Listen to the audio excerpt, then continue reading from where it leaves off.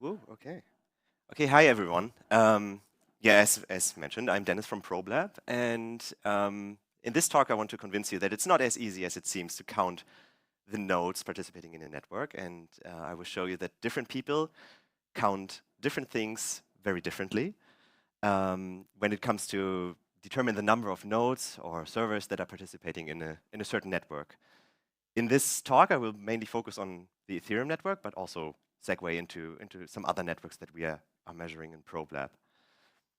But first, why does it matter to know the number of nodes participating in the network? And I've written here some relevant properties or some things that are influenced by the network size, by the number of nodes. This could be the protocol design, for example, the replication factor in the IPFS network, for example, the number of nodes influences the replication factors of records that are stored in the network. It influences routing efficiency. Also, the number of nodes informs the resource consumption of a network. If you have the resource consumption of a single node, you can extrapolate to the energy consumption of the entire network if you know how many nodes are actually participating in there. Then the number of nodes could also inform or can allow you to detect attacks, like Sybil attacks or Eclipse attacks. And also, when you design your protocols, you want to model it or simulate it, and then you need to feed some distribution of the network topology into these models. And the number of nodes could also come in handy here.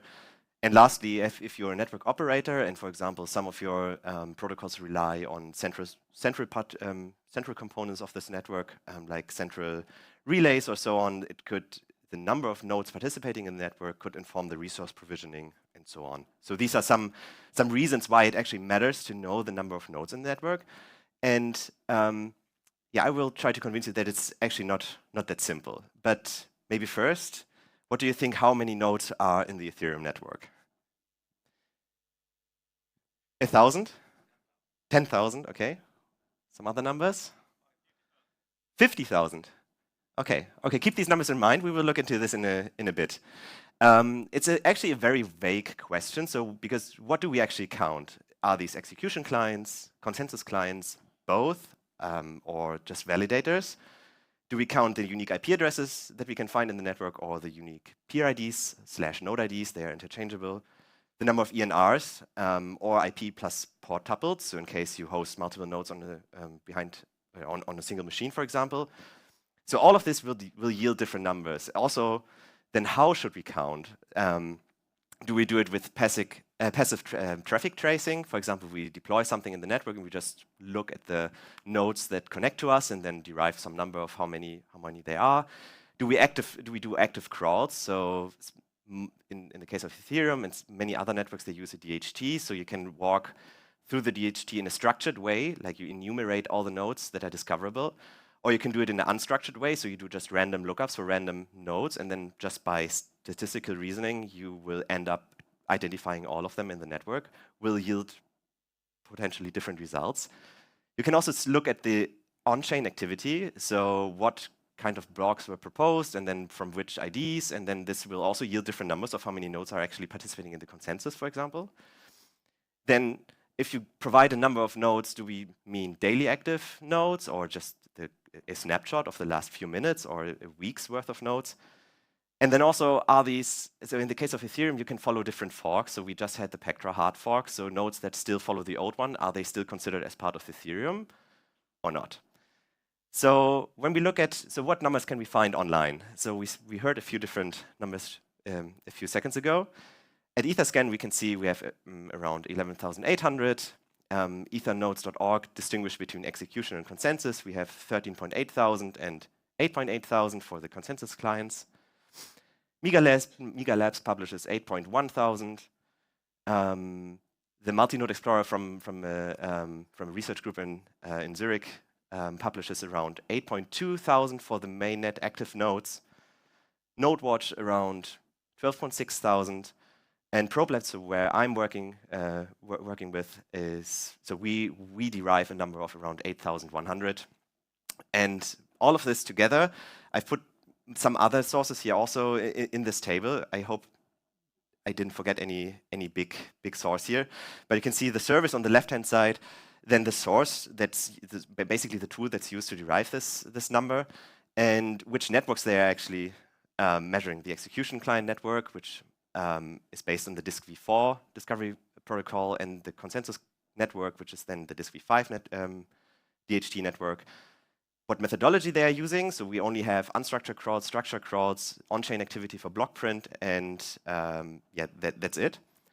And then what metric are they actually showing? So node IDs and peer IDs are actually the same, so you can translate from one to the other. But then we have different numbers from all of them. And as you've already seen, so for example, Etherscan, I think, is publishing numbers on the execution clients, while others only publish the ones from consensus clients.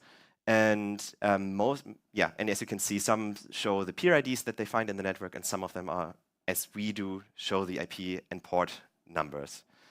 And just to inform you of how we derive this bottom right number, the 8,100, so we do structured crawls, and if we dive into this, we do structured crawls of the disk v5 DG, and what we can find there are around 200,000 Ethereum node record entries, which contain information about the nodes that are participating in this disk v5 network. And a slice of that is the Ethereum mainnet network.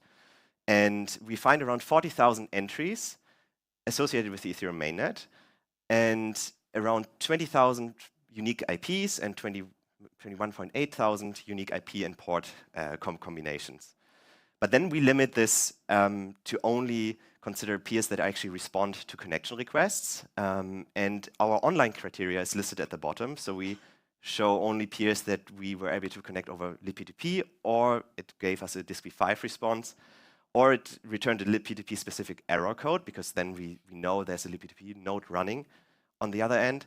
Or probably the most controversial one, we also consider nodes that actively refuse a connection to us, which also have previously shown activity in the network. And then you can see on the right-hand side, if we look at just different slices of these conditions, we finally end up, when we all of this together, at these in this case, 8.2 thousand nodes that we can see.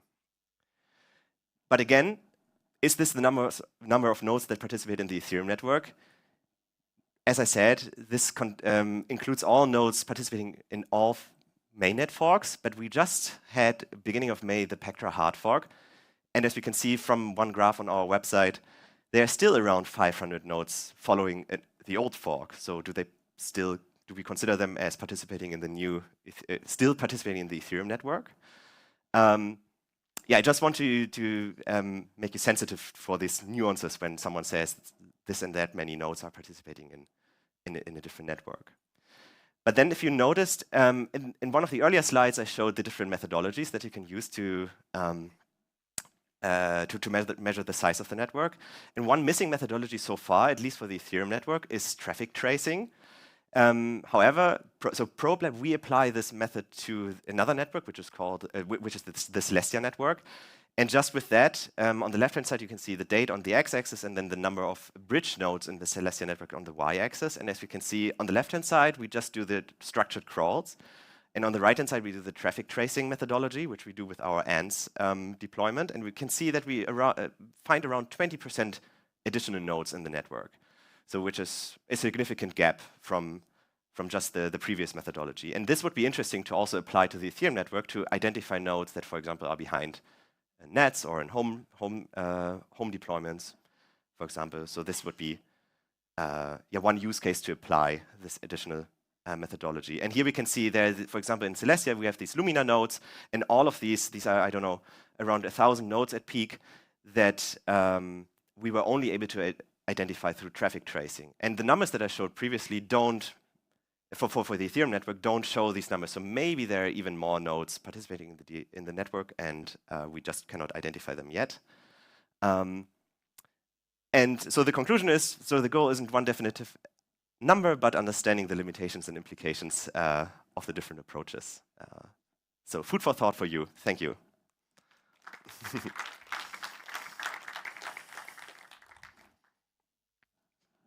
Cool. Thank you, Dennis. I know 10-minute talks, apparently no questions, but we still have one and we have a little bit of time. Nice. We'll do it. Here, how to hide a node from getting crawled? So don't participate in the Disky 5 DHT. Be behind a net, maybe. Don't be publicly reachable, basically. That's the trick. Okay. And I guess the next one is just a statement. Okay. Nebula is amazing. Oh, yeah. Okay, Yeah, cool. cool. Then that's it for Cinema 6 today. Thank you, Dennis. Thanks Thank you. everyone for coming.